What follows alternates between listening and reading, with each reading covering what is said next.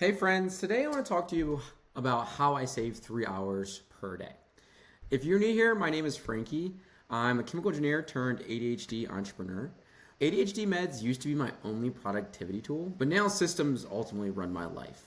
Systems help me add 10K to my business and have helped me add 10 to 15K to other people's businesses.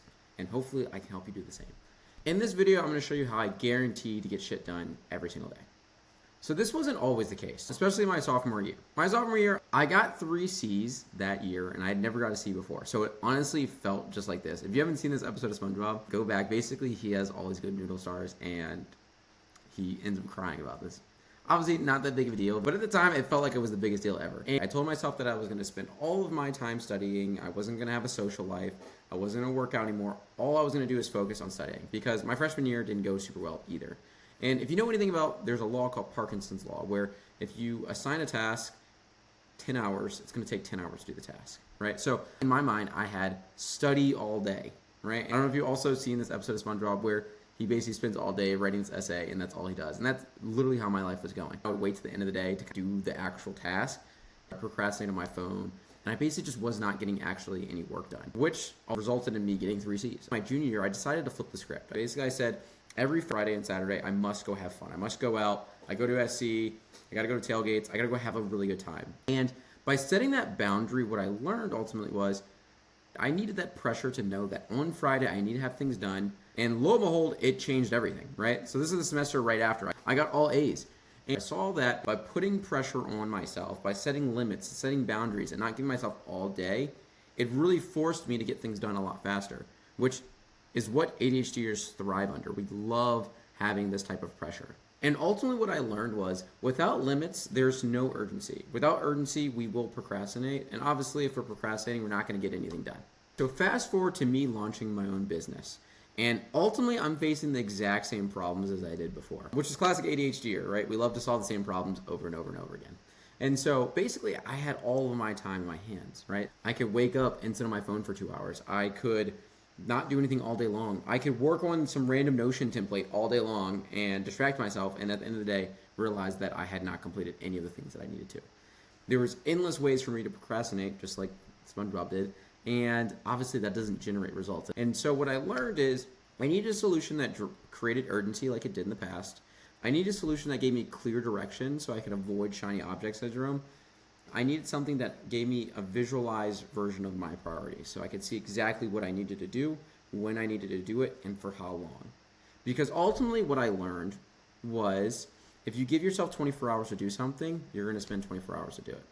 And what you also learned is if you have other priorities, you actually don't have 24 hours in a day, right? There's so many things on your schedule that actually take up your time, and you need to make sure that you prioritize aggressively. The only solution out there was timeboxing, right? I've been timeboxing for a very long time, probably years, honestly, if I really think about it, right? My calendar always looks like this. This might look really stressful to you, but I'm telling you, once you get used to it, it just makes so much sense, right? And what I mean by timeboxing is ultimately giving yourself a very clear schedule of what you're going to do at what time, for how long. And what I ultimately do is I plan it every night. I don't plan it in the morning.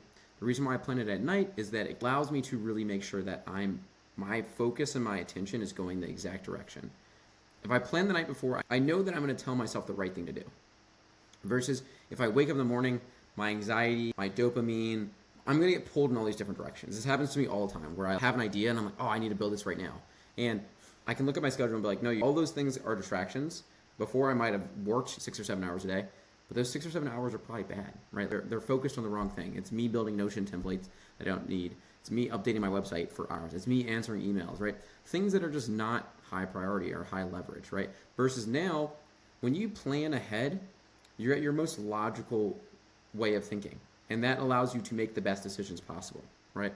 So, and this is how I really regained 3 hours. I've been running businesses for 5 years now. 3 hours per day is about 157 days. Imagine you could get 150 extra days. Think about how much farther you would be in your life, right? There's so many benefits I gain from this. Like I said, the 3 hours per day, the urgency, knowing that I'm spending my time with the most high leverage tasks, I consistently work out. I consistently get good sleep. I always have time for my friends and family and all these things. Like when you're procrastinating, you feel like you have no time. When you're really organized and really targeted and really focused, not that you feel like you have a bunch of time, but you just know that your time is going into the right buckets. You know, and you can look back on your schedule, right? I can look back a weeks and know that I'm spending my time doing something that is valuable. So I'm sure some of you guys are wondering, how does this work? I've tried this before, it doesn't work for me. I felt the same way. For the longest time, resisted structure. I thought that I couldn't be structured. I couldn't be consistent. It was a personality trait that I just didn't have, right? For years, my ADHD medication. That's my only productivity tool. And I gave that up in 2018. So I had to find other systems, and this is the system that I found that works for me. And it allows me to stay focused, consistent, and it's something that you can develop. I'm short, I'm 5'6". I'm never going to be 6'5", right? That's not going to happen. But something that you can do, and something that I learned I could do, was I could be structured. If I practice, I can do this. So what I want to show you today is how you can get started, because obviously this is kind of complicated, and I want to show you how you can get started, because obviously this looks really complex and all those things, and I've been doing this for years. So you don't need to start here, but I'm going to show you how you can start. Well, first, sign up for Google Calendar. I highly recommend Google Calendar. Don't use Outlook. Outlook sucks. I'll start with this because all the other systems that I'm going to teach you all work off of Google Calendar. And what I'm going to talk about today is first, blocking off your non-negotiables. These are things, routines, habits that I know that I need to do every day to have a good day. Sleep 8 hours, work out, eat dinner, close out my day. Super important. Real quick thing. Closing out is probably one of the best habits that I have. And what I mean by close out is my day is done and I'm going to review my day and say what went well, what didn't go well, and I'm going to plan the next day. This allows your brain to be like, oh, I'm done working for the day. Blocking off relaxation time. This is super key because so much of us will work and then just try and go right to bed, but that's not going to work because your brain is still working. So you need time separation between going to bed. Also, it's really important to just have fun, right? Every day you should have a little bit of fun. And so by blocking it off in your calendar, you're going to try and have fun one way or another. It's better to account for that time rather than make up for it. That's probably what's stopping you from getting to bed on time. Is like you worked all day, you're like, oh, well, I want to watch TikToks. Block it off in your calendar. Make time for it. Again, making time for things makes you work harder. It's going to allow you to go faster. It's allowing you to go harder. That pressure is good, right? So the things that I would recommend blocking off your calendar: sleep, meals, work, if you have a job, working out, close out, relax. Those are the core ones. And you can copy mine, use whatever you think, but it's good to visualize how much time you actually have. These individual blocks right here is how much time I actually have available versus being unrealistic and being like, I'm going to work 18 hours a day and realize you actually don't have that much time, right? Well, now you can actually say, like, I have 10 hours. If I only work 6 hours, well, that means 60%. Right? If I work 10 hard hours, that means I claimed all the absolute amount of time that's available. This allows you to quantify how good your day actually was rather than kind of guessing. So when it's actually time to time box, right? So I made a sample here already. What I recommend is first brain dumping all your to-dos. There's a tool that I use called Sansama. I'll show you that another time, but you should probably prioritize the list. What are the big things that you need to get done that are going to move your constraints? Then what I would recommend is planning those tasks based off of your energy levels. And what I mean by that is in the morning, I want to do something easy.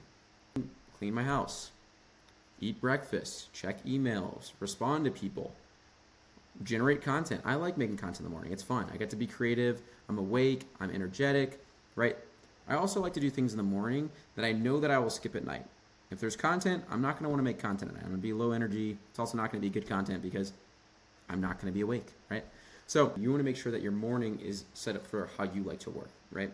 Then, and also what I would recommend is don't do anything in less than 30-minute blocks. Go upwards of an hour, hour and a half. The longer the block, probably the better, realistically. Then I go to the gym. This gives me another energy boost. Then I do my hardest tasks, the tasks that either I don't want to do or they're the most tasking. They're going to take me the most thought. I do those in the middle of the day. And I usually work in a 4-hour block. Then at the end of the day, I work on the tasks that I'm the most excited about, right? So the reason why I do that is probably I'm going to be tired and it's going to pull me through the rest of the night and get me to my closeout period. Another thing is your schedule is not always going to be correct. If I'm doing marketing that day and this is more important, I'm going to do that and I'm going to replace that task. It's okay if things go over.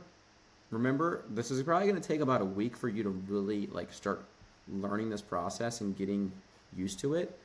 Typically, I walk my clients through it and I time box it with them every single day for the first week to make sure they get the habit down, make sure they're doing it, because obviously it's going to be a little bit more difficult. The other thing is plan at night. Don't plan in the morning, because then you're not going to wake up with the urgency that you need. Check your plan in the morning. Things won't always go to plan, like I said.